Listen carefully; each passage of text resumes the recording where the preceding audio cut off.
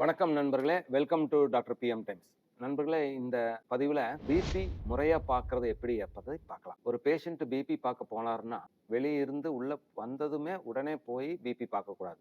கொஞ்ச நேரம் அந்த வெயிட்டிங் ரூம்ல உட்கார்ந்து ரிலாக்ஸ் ஆகி ஒரு 5, 10 நிமிஷம் ஆகி, உடல் ரீதியாவும், மன ரீதியாவும் ரெஸ்ட் எடுத்ததுக்கு அப்புறம் தான் பிபி பார்க்கணும்.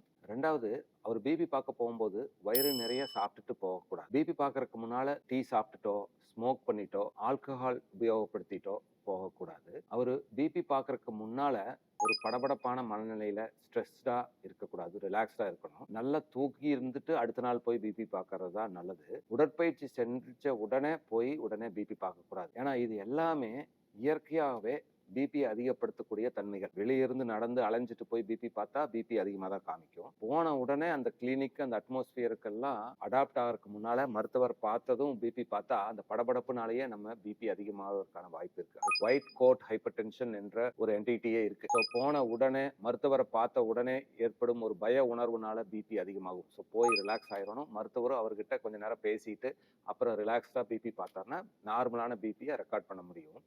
அப்புறம் பிபி பார்க்கும்போது நம்ம தளர்வா ரிலாக்ஸ்டா ஒரு சாய்வான நாற்காலியில முதுகுப்புறம் சாய்ஞ்சு ரிலாக்ஸ்டா உட்கார்ந்து அப்புறம் பிபி பார்க்கணும். தளர்வான ஆடைகள் அணிந்திருக்கணும்.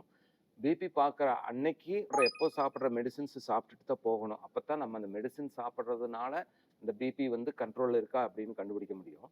மேலும் உங்களுக்கு காய்ச்சலோ, தலைவலியோ, இல்லை வேற ஏதாவது உடல் உபாதை இருக்குதுன்னு வைங்க, அதோட ஒன்னா பிபி பார்க்கணும் அப்படின்னு வற்புறுத்தக்கூடாது. ஏன்னா நம்மளுக்கு ஏற்கனவே இருக்கிற உடல் உபாதைகளாலேயே பிபி அதிகமாகிறதுக்கான வாய்ப்பு அதிகம். ஒருத்தருக்கு ஏற்கனவே பொறுக்க முடியாத தலைவலி இருக்குதுன்னு வைங்க, அந்த சமயத்துல பிபி நிச்சயமா அதிகமா தான் இருக்கும். அதை வச்சு அவர் பிளட் பிரஷர் பேஷண்ட்னு நம்ம ஒரு டாக்டரோ நாமளோ லேபிள் பண்ணக்கூடாது. ஸோ ஆரோக்கியமாக இருக்கும்போது நல்லா தூங்கி அளவா சாப்பிட்டுட்டு அதிகமா உடல் அலர்ச்சி இல்லாம மனதளவிலும் ரிலாக்ஸ்டா போய் சாய்வா உட்காந்து தளர்வா பிபி பார்த்தா தான் பிளட் பிரஷர் நம்மளுக்கு உண்மையாலுமே இருக்குதா இல்லையா என்று கணிக்க முடியும்.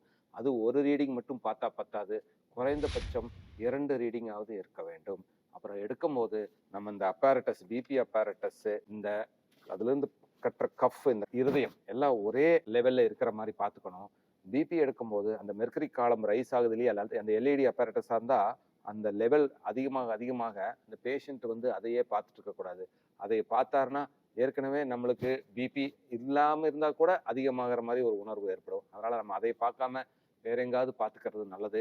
ஒரு டாக்டர் வேற ஏதாவது பேச்சு கொடுத்துட்டே பிபி பார்த்தாருன்னா அவர் ரிலாக்ஸ்டா கரெக்டான பிபியை ரெக்கார்ட் பண்றதுக்கு மிக மிக உதவியா இருக்கும். நன்றி நண்பர்.